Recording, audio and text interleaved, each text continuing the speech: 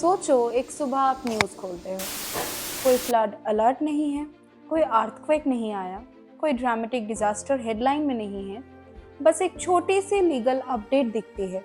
Supreme court clarifies definition of Aravali land या certain development projects allowed in Aravali reason.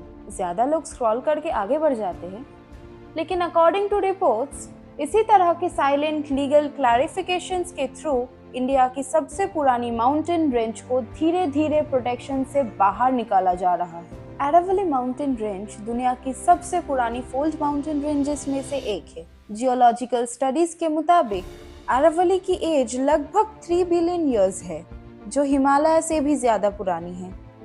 ये mountain range Gujarat से शुरू होती है, राजस्थान के बीच से गुजरती है, हरियाणा और दिल्ली एनसीआर तक पहुंचती है। अरावली का फॉर्मेशन टेक्टोनिक प्लेट मूवमेंट से हुआ था, जब इंडियन प्लेट एंशिएंट टाइम्स में मूव कर रही थी। और इस तरह से जब माउंटेन्स बनते हैं तो हर पीक का हाइट सेम नहीं होता। कोई छोटा हो सकता है, कोई रेंज बहुत बड़ा भी हो सकता है, लेकिन अरावली का इम्पोर्टेंस सिर्फ जियोलॉजी तक लिमिटेड नहीं है। ये रेंज एक नेचुरल एनवायरमेंटल इंफ्रास्ट्रक्चर है जो डेजर्ट, फॉरेस्ट, वाटर और क्लाइमेट को एक साथ बैलेंस करती है। अरावली नॉर्थ इंडियन के लिए एक लाइफ सपोर्ट सिस्टम की तरह काम करती है। इसका सबसे बड़ा रोल है डेजर्ट और फर्टाइल लैंड के बीच एक नेचुरल बैरियर बनना। थर डेजर्ट राजस्थान के वेस्टर्न साइड पर है। According to climate reports, Aravalli अगर नहीं होती तो थार की सैंडस्टॉर्म्स बिना किसी रुकावट से सीधा दिल्ली, एनसीआर और उसके आगे तक पहुंच जाती। इसका मतलब सिर्फ ज्यादा गर्मी नहीं होता है, बल्कि extreme dust pollution, frequent heat waves और अनस्टेबल क्लाइमेट कंडीशंस भी होता है। ये डेजर्ट एक्सपेंशन धीरे धीरे नॉर्थ इंडिया के बड़े हिस्से को सेमी डेजर्ट और फिर डेजर्ट बना सकता है। अरावली हिल्स की रॉक्स पोरस होती है। जब बारिश होती है तो पानी सरफेस पर बहकर वेस्ट नहीं होता। अरावली उस पानी को धीरे धीरे अब्सॉर्ब करती है, जिससे ग्राउंड वाटर रिचार्ज होता है। According to hydrology reports, Rajasthan, Haryana और दिल्ली के कई रीजन्स में ग्राउंड वाटर का सर्वाइव करना डायरेक्टली अरावली पर डिपेंड करता है। अगर अरावली की जगह कंक्रीट स्ट्रक्चर्स, माइनिंग पीट्स और रोड्स आ जाता है तो पानी को अब्सॉर्ब करने का कोई सिस्टम नहीं बचेगा। रिजल्ट होता है वाटर टेबल का कोलैप्स, जो एग्रीकल्चर और ड्रिंकिंग वाटर दोनों के लिए डिजास्टरस है। अरावली रेंज सिर्फ पहाड़ों का क्लस्टर नहीं है, बल्कि एक लिविंग बायोडाइवर्सिटी कॉरिडोर है। इसी रेंज के अंदर और आसपास सरिस्का टाइगर रिजर्व और रणथंबोर नेशनल पार्क जैसे इम्पोर्टेंट वाइल्ड लाइफ जोन्स मौजूद है। According to wildlife conservation reports, Aravalli animals के लिए माइग्रेशन रूट्स प्रोवाइड करती है। जब हिल्स और फॉरेस्ट डिस्ट्रॉय हो जाते हैं, एनिमल्स माइग्रेट नहीं कर पाते, वो एक ही एरिया में स्टक हो जाते हैं, जिससे इनब्रीडिंग बढ़ने लगती है और आउटब्रीडिंग कम हो जाती है। बायोलॉजी के हिसाब से इनब्रीडिंग का मतलब होता है वीक इम्यूनिटी, रिप्रोडक्शन फेलियर और स्पर्म क्वालिटी का गिरना। साइंटिस्ट इस स्टेज को वॉकिंग डेड कंडीशन कहते हैं, जहां स्पीसीज टेक्निकली जिंदा होती है लेकिन जेनेटिक लेवल पर एक्सटिंक्शन अनअवॉइडेबल होता है। ये सिर्फ एनिमल्स का इशू नहीं है। जब वाइल्ड लाइफ सिस्टम कोलैप्स करता है तो फूड चेन भी टूट जाती है, जिसका डायरेक्ट इफेक्ट ह्यूमंस पर पड़ता है। अरावली डिस्ट्रक्शन अचानक शुरू नहीं हुआ। इसकी कहानी लगभग 30 साल पहले 1990s के बाद शुरू होती है। इकोनॉमिक लिबरलाइजेशन के बाद राजस्थान में माइनिंग बूम आया, हरियाणा में इलीगल माइनिंग बढ़ी और एनसीआर के पास रियल एस्टेट प्रेशर एक्सप्लोड हुआ।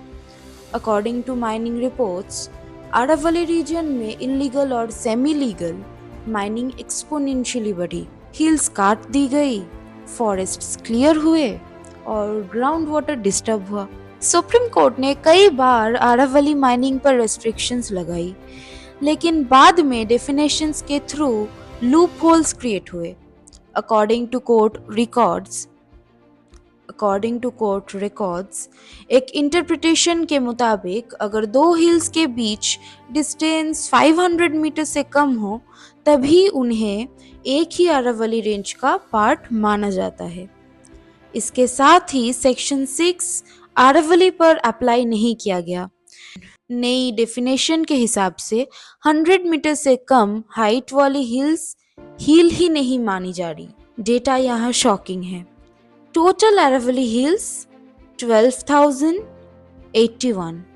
इनमें से 11,033 हिल्स 100 मीटर से कम हाइट की है और सिर्फ 1,048 हिल्स लीगली हिल्स माना जा रहा है। इसका मतलब है 90% अरावली लीगल प्रोटेक्शन से बाहर हो चुकी है। अरावली डिस्ट्रक्शन का इशू सिर्फ इलीगल माइनिंग या रैंडम कंस्ट्रक्शन का नहीं है।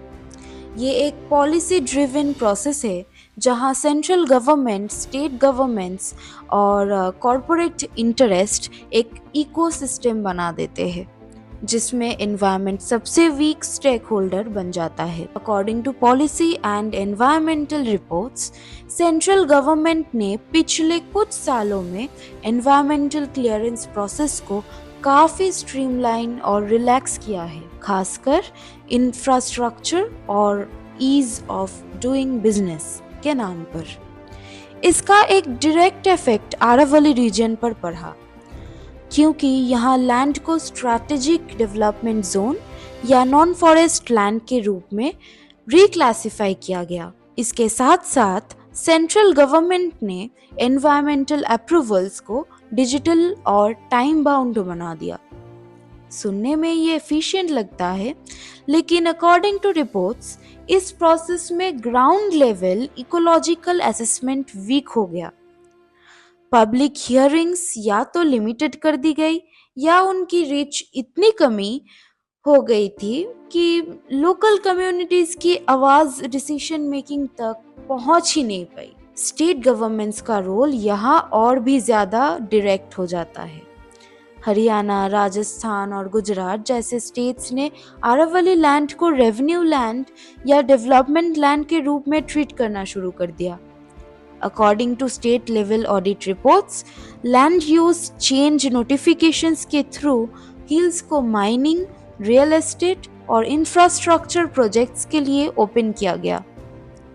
ये सब लीगली हुआ, लेकिन इकोलॉजिकल कॉस्ट का असेसमेंट या तो इनकम्प्लीट था या इंटेंशनली अंडरप्लेड किया गया। हरियाणा में गुरुग्राम फरीदाबाद बेल्ट का केस सबसे क्लियर एग्जाम्पल है। रिपोर्ट्स के अनुसार अरावली हिल्स को फ्लैटन करके लग्जरी हाउसिंग, रोड्स और कमर्शियल प्रोजेक्ट्स बनाए गए, जहां लैंड माफिया और पॉलिटिकल पैट्रोनेज का स्ट्रॉन्ग नेक्सस दिखता है।